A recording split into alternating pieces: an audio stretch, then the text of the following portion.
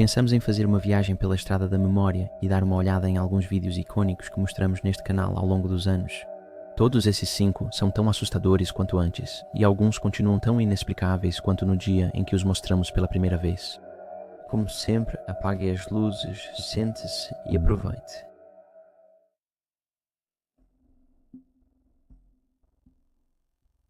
Lars Mittank. Em 2014, câmaras de segurança do aeroporto de Varna, na Bulgária, registraram um jovem aparentemente fugindo para salvar a vida. As imagens seriam as últimas e misteriosas gravações de Lars Mittank, de 28 anos antes de seu desaparecimento.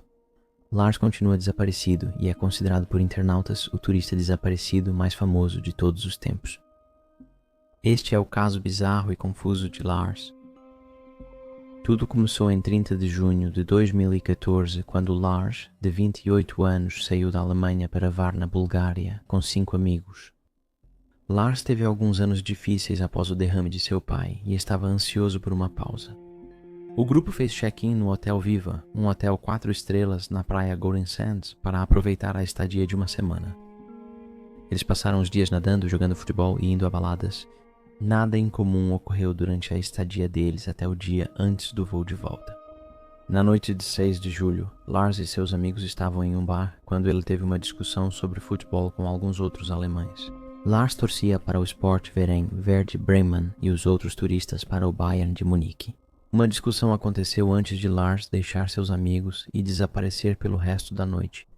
Ele não voltou para o hotel naquela noite. Na manhã seguinte, ele disse aos amigos que foi espancado por 4 homens contratados por torcedores do Bay e do Munique. Seus ferimentos eram graves, então ele foi ao médico, que confirmou a mandíbula machucada e o tímpano perfurado. O médico recomendou que ele não voasse naquele dia e prescreveu cefprozil. Os amigos de Lars se ofereceram para ficar até ele melhorar, mas ele garantiu que ficaria bem e pediu que voltassem sem ele, o que fizeram em 7 de julho. Lars fez o check-out do hotel ao mesmo tempo que seus amigos e fez o check-in no Hotel Calavana, que era barato e perto do aeroporto. Após passar a noite no novo hotel, o comportamento dele mudou. Ele ligou para a mãe e disse baixinho que pessoas queriam matá-lo ou roubá-lo e pediu que ela cancelasse os cartões de crédito. De forma assustadoramente semelhante ao caso de Elisa Lam, câmeras de segurança dentro do hotel o gravaram andando de um lado para o outro pelos corredores, olhando pelas janelas e se escondendo em um elevador. À 1 da manhã do dia 8 de julho, ele saiu do hotel e voltou 1 hora depois. Não se sabe o que ele fez durante esse período. De manhã, ele ligou para a mãe dizendo que os perseguidores estavam próximos e depois enviou mensagem informando que estava no aeroporto de Varna se preparando para voltar para casa. Lars havia consultado o médico do aeroporto, Kosta Kostov, que o assegurou de que ele estava apto para voar. O médico descreveu Lars como nervoso e instável e demonstrou preocupação com os antibióticos que ele usava. No consultório médico, um operário entrou e Lars ficou agitado e começou a tremer, dizendo: "Não quero morrer aqui, preciso sair daqui." Ele se levantou de repente e fugiu, deixando todos os pertences, incluindo carteira, celular e passaporte. Câmeras de segurança do aeroporto filmaram Lars entrando calmo no terminal com sua bagagem e depois o flagraram fugindo assustado, aparentemente temendo pela vida. Do lado de fora, ele foi visto correndo, pulando uma cerca, entrando em um campo e depois sumindo das câmeras rumo à floresta próxima. Ele nunca mais foi visto ou ouvido desde então. Dê uma olhada.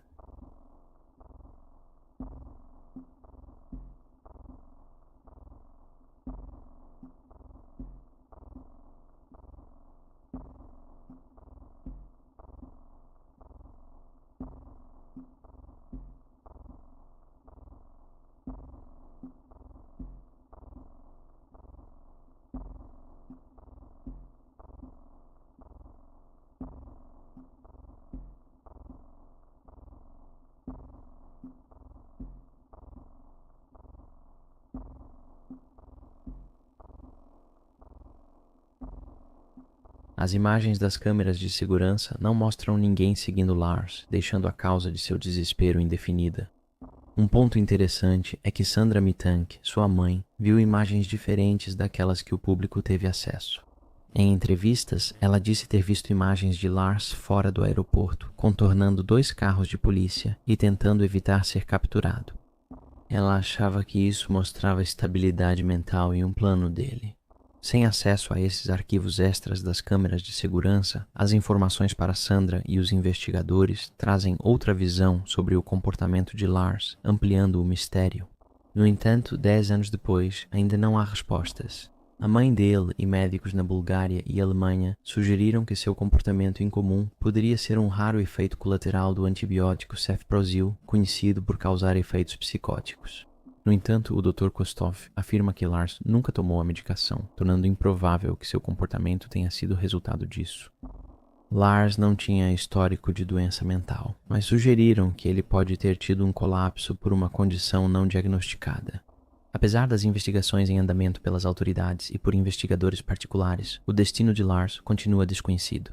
A mãe dele acha que ele ainda pode estar vivo, talvez com perda de memória. Houve relatos de avistamentos dele em Varna e na Alemanha ao longo dos anos, mas nenhum foi confirmado. Frequentemente chamado de a pessoa desaparecida mais famosa do YouTube, as imagens das câmeras de segurança do aeroporto foram vistas milhões de vezes, sem nenhuma pista. Lars é descrito como tendo 1,80 m de altura, cabelo loiro escuro e uma cicatriz no antebraço esquerdo. Se souber algo sobre Lars, entre em contato pelo número ou e-mail na tela.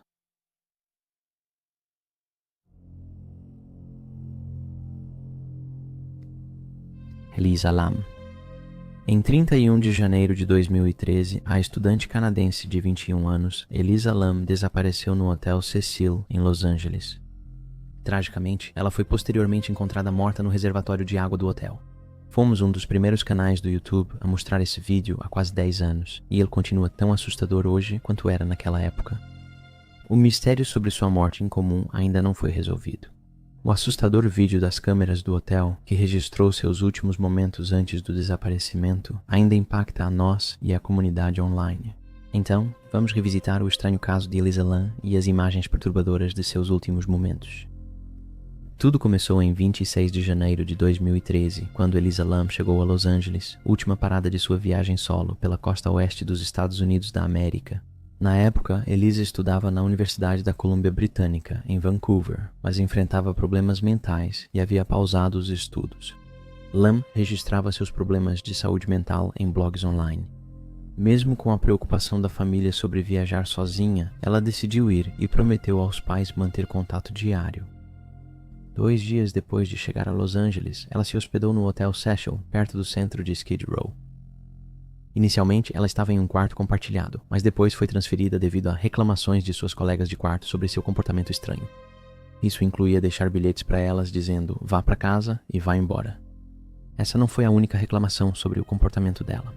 Ela também foi escoltada para fora das instalações durante uma gravação ao vivo do Conan em Burbank por causar distúrbios.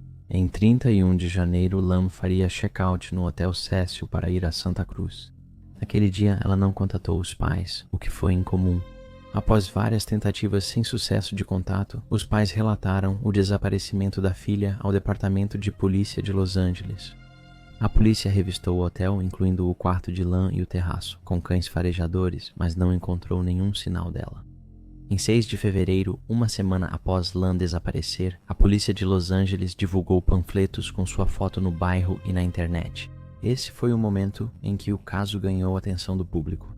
Em 13 de fevereiro, a polícia divulgou o último registro conhecido dela, gravado em um elevador do Cecil.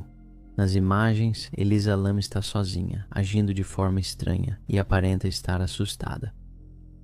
Dê uma olhada.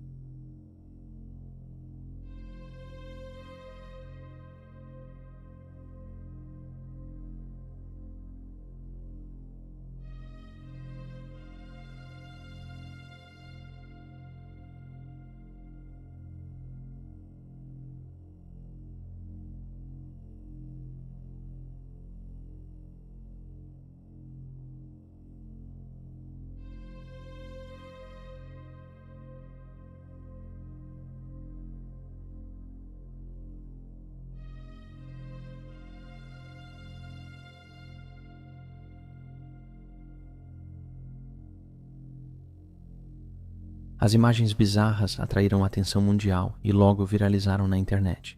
Muitos, inclusive nós, acharam o vídeo perturbador. Comentadores sugeriram que a mulher no vídeo parecia tentar fugir de algo ou alguém. Outros sugeriram que ela estaria sob efeito de drogas ou em colapso mental. Como o carimbo de data e hora estava oculto, algumas pessoas questionaram se o vídeo havia sido alterado, possivelmente para esconder a identidade de outra pessoa que aparecia nele. Nos dias seguintes, hóspedes do Hotel Cecil reclamaram da pressão e qualidade da água. Alguns relataram que a água parecia preta e tinha um gosto estranho. Em 19 de fevereiro, um funcionário da manutenção, após reclamações, verificou os reservatórios de água e encontrou o corpo de Elisa Lam boiando em um dos tanques. Após a descoberta, o reservatório foi esvaziado e aberto para remover o corpo dela. As circunstâncias em torno da morte dela e como ela foi parar no reservatório continuam sendo um completo mistério. Acredita-se que ela caiu no reservatório logo após as imagens das câmeras de segurança no elevador do hotel. Funcionários do hotel disseram à polícia que Elisa costumava estar sozinha, mas era alegre e simpática. Pouco antes de seu desaparecimento, ela foi vista em uma livraria local, de nome sugestivo Última Livraria, onde o proprietário se lembrou dela comprando livros e músicas para sua família. Uma autópsia foi realizada e não mostrou sinais de crime, mas confirmou que Elisa Lam havia tomado vários medicamentos prescritos para tratar seu transtorno bipolar. Não havia indícios de álcool ou substâncias ilegais em seu organismo. Detetives da internet logo analisaram os laudos da autópsia. O relatório sugeria que Lam talvez não estivesse tomando a medicação corretamente, o que poderia ter levado a um episódio psicótico e explicado seu comportamento errático no elevador do hotel. O escritório do legista de Los Angeles determinou que a causa da morte foi afogamento acidental, com transtorno bipolar como um fator significativo contribuinte. O relatório do legista, divulgado em junho, afirmou que Lam foi encontrada nua em um reservatório de água. Roupas parecidas com as do vídeo do elevador flutuavam na água, cobertas por uma substância semelhante à areia. O relógio e a chave do quarto dela foram achados com o corpo. O corpo de Lam tinha decomposição moderada, estava inchado, esverdeado, com marmorização no abdômen e a pele separada. Não havia evidências de trauma físico, agressão sexual ou suicídio.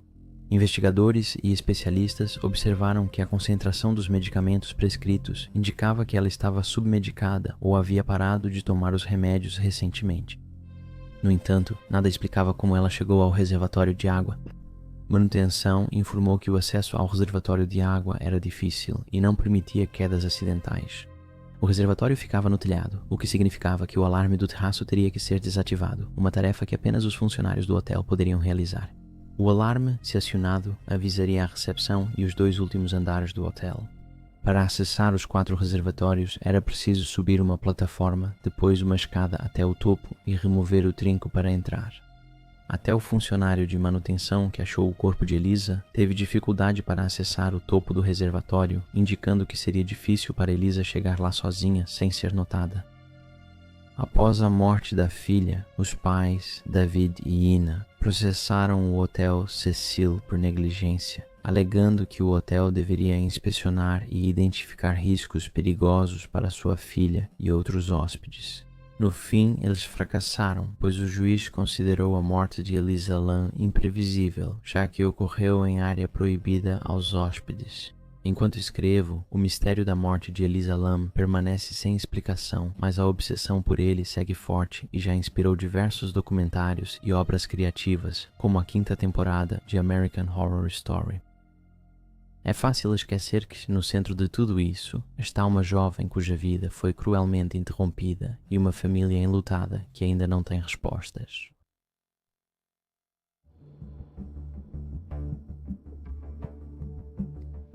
A interrupção de transmissão do Max Headroom em 1987. Na noite de 22 de novembro de 1987, 2 estranhas invasões de sinal de televisão confundiram os telespectadores. A primeira aconteceu durante um telejornal em horário nobre na WGN Televisão em Chicago. Quando os melhores momentos da vitória do Chicago Bears sobre o Detroit Lions estavam sendo exibidos, a tela de repente ficou preta. Após alguns segundos, apareceu na tela uma pessoa com máscara do Max Headroom. Ao fundo havia uma folha de metal ondulada em movimento, e o homem começou a se mexer e pular, imitando os efeitos usados na série de televisão e filmes do Max Headroom. Sem vocais, só zumbidos e pulsações estranhas. A transmissão foi interrompida de repente após os engenheiros trocarem a frequência, deixando Dan Rowan e milhares de telespectadores confusos sobre o ocorrido. Dê uma olhada nesse clássico.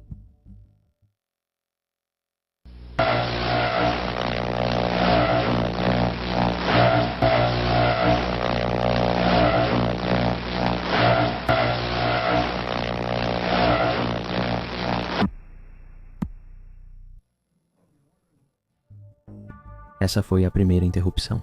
Quase 2 horas depois, às 11h20 da noite, a transmissão de Doctor Who, Horror of Fang Rock, na WTTW foi interrompida por um imitador parecido com Max Headroom.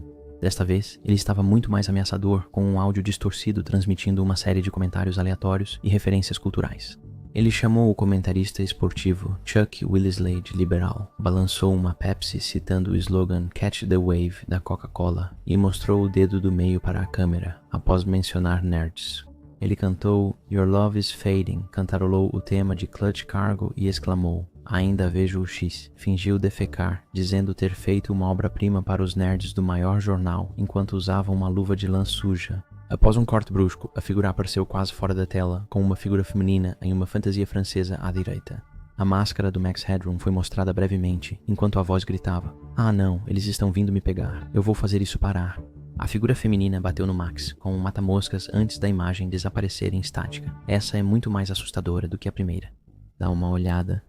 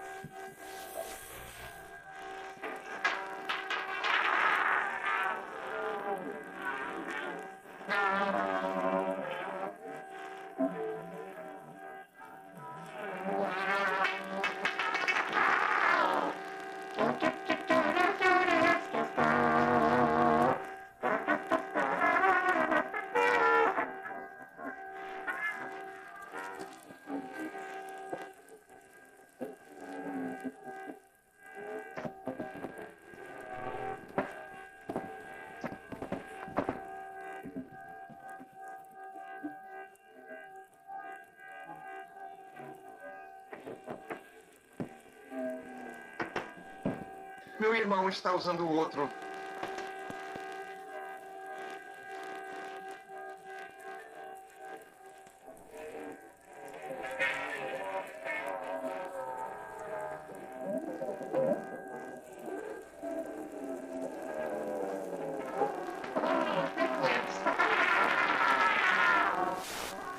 A transmissão do Dr. Who voltou após cerca de 90 segundos, fazendo muitos questionarem por que o sequestro não foi interrompido antes. Depois, esclareceu-se que o sequestrador usava sinais de micro-ondas de alta frequência e faltavam engenheiros de plantão para interceptar a situação rapidamente. Especialistas disseram que a intrusão ocorreu ao enviar uma transmissão de micro-ondas mais potente para as torres das emissoras do que as próprias emissoras, causando um efeito de captura. Para realizar essa façanha, os sequestradores precisariam de grande conhecimento técnico e alta potência de transmissão. A intrusão provavelmente veio de um local com linha de visão para ambas as torres de transmissão, situadas no topo de 2 prédios altos no centro de Chicago. Essa pegadinha foi difícil em 1987 e seria quase impossível hoje, pois as emissoras trocaram o sinal analógico pelo digital em 2009. Alguns acham a interrupção do Max Headroom assustadora, outros acham engraçada. O que torna tudo mais estranho é a falta de um motivo claro, parecendo apenas uma pegadinha inteligente. Apesar de uma investigação criminal, nem o invasor nem quaisquer cúmplices jamais foram identificados e todo o incidente continua sem solução quanto a quem estava por trás disso.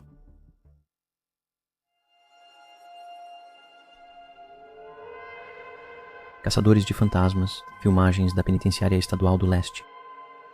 Caçadores de Fantasmas é uma série de reality show paranormal americana que se tornou popular no início dos anos 2000 e definiu o padrão para investigações de caça a fantasmas. O programa era liderado pelos encanadores Jason Hawes e Grant Wilson, que exploravam locais supostamente assombrados nos Estados Unidos e outros países.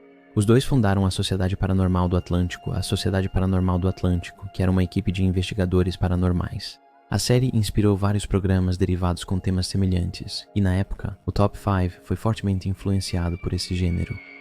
Uma investigação de destaque aconteceu no 5º episódio da primeira temporada, onde a equipe investigou a Penitenciária Estadual do Leste, na Filadélfia, Pensilvânia.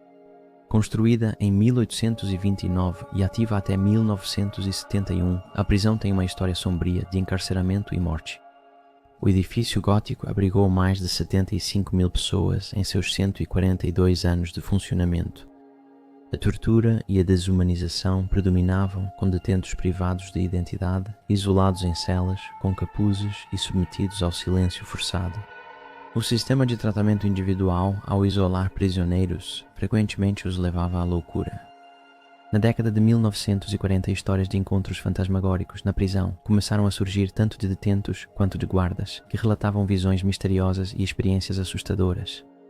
Notavelmente, o gangster Al Capone, que passou um tempo no bloco de celas 8, confessou a um guarda que era assombrado pelo fantasma de James Clark, uma vítima do massacre do dia de São Valentim. Apesar do tratamento especial, o desconforto de Al Capone com o tempo na Penitenciária Estadual do Leste o acompanhou pelo resto da vida. Dada a sua rica história e assombrações notórias, foi uma escolha óbvia para a equipe dos caçadores de fantasmas investigar. A equipe visitou a Penitenciária Estadual do Leste em 2004, guiada por Bob Olson, que mostrou áreas de intensa atividade paranormal, como passos e figuras nas sombras. O bloco de celas 12 e o corredor da morte eram os pontos mais ativos. O passeio incluiu visita ao bloco de celas 4, a cela luxuosa de Al Capone, que teria recebido privilégios por doar dinheiro à prisão.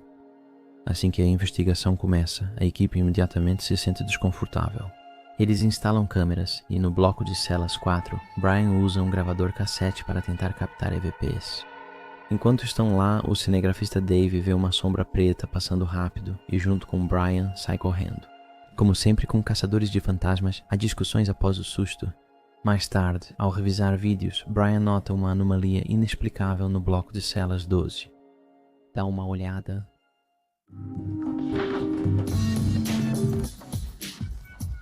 Correu como um covarde.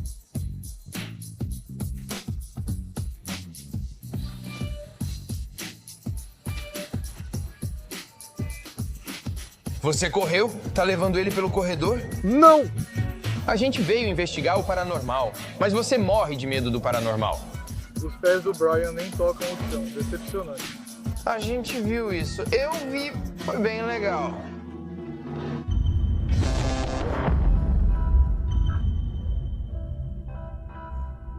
Comece a correr. Tudo certo, isso não é correr. Você tem que correr. Eu não consigo correr. Você nem está, você mal está andando. Cara, eu não consigo correr. Eu não consigo ver porra nenhuma. Cara, eu não consigo correr. Eu não consigo dizer porra nenhuma. Por quê? Só segura. Você quer fazer isso? Só segura! Você quer fazer isso? Segura a bunda.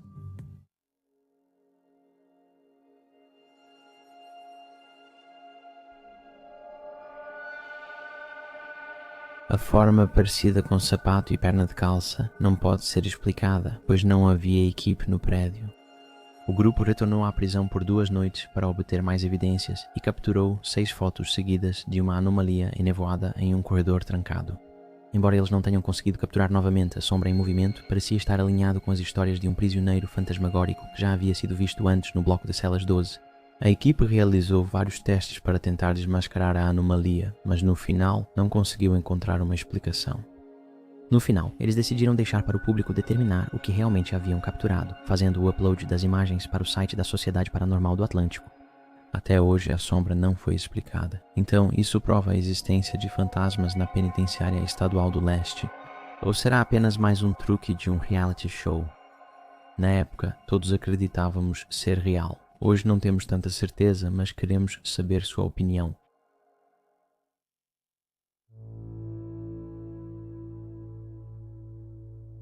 Bruxa Saudita. Este clássico do YouTube teria surgido na Arábia Saudita após policiais encontrarem o que foi descrito como uma bruxa. Numa noite escura, policiais estão em patrulha. Eles acendem os faróis e veem uma figura mancando, de túnicas brancas, agindo de forma errática e se aproximando do carro de patrulha. Claramente abalados, os policiais começam a dar ré no carro, gritando enquanto a figura se aproxima, berrando com um grito agudo e perturbador. Dá uma olhada. Vira, vira, vira! Vira, vira!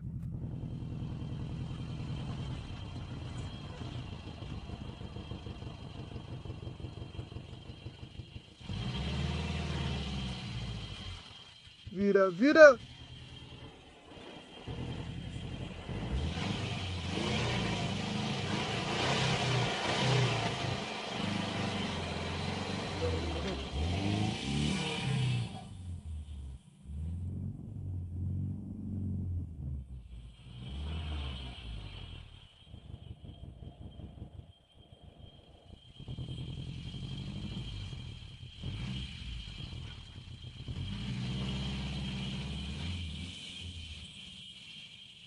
Vira!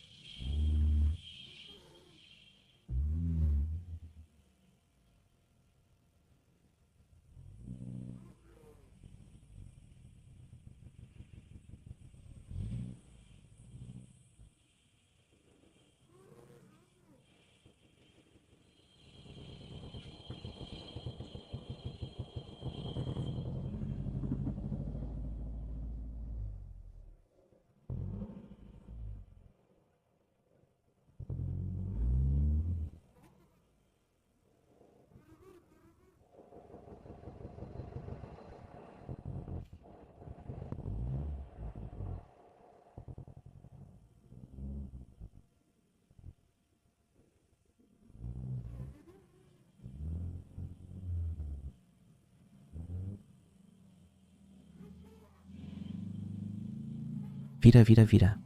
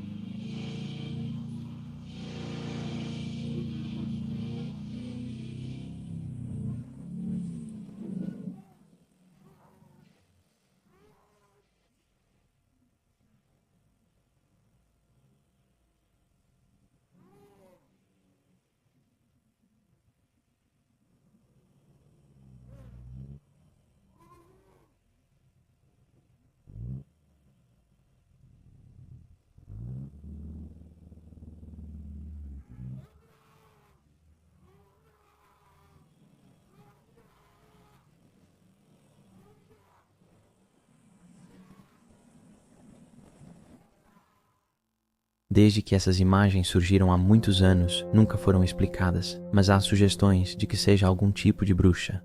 Embora valha a pena ressaltar que feitiçaria e bruxaria são práticas puníveis com a morte na Arábia Saudita. Se for uma farsa, como muitos pensam, os envolvidos correm grande risco. Relatos indicam que no dia seguinte a polícia retornou e revistou a área, mas não encontrou vestígios da pessoa. A autenticidade dessas imagens ainda está em debate, mas muitos acreditam que a reação do policial parece bastante genuína. A escolha dele de sair da estrada para evitar o que o indivíduo fazia torna o caso mais crível. Gostaríamos de saber mais sobre essas imagens, mas como todas as histórias desta lista, ainda é um mistério. Esses são 5 vídeos clássicos não resolvidos e assustadores do YouTube que não mostramos faz tempo. O tempo realmente voa. Obrigado por assistir e, como sempre, nos vemos na próxima vez.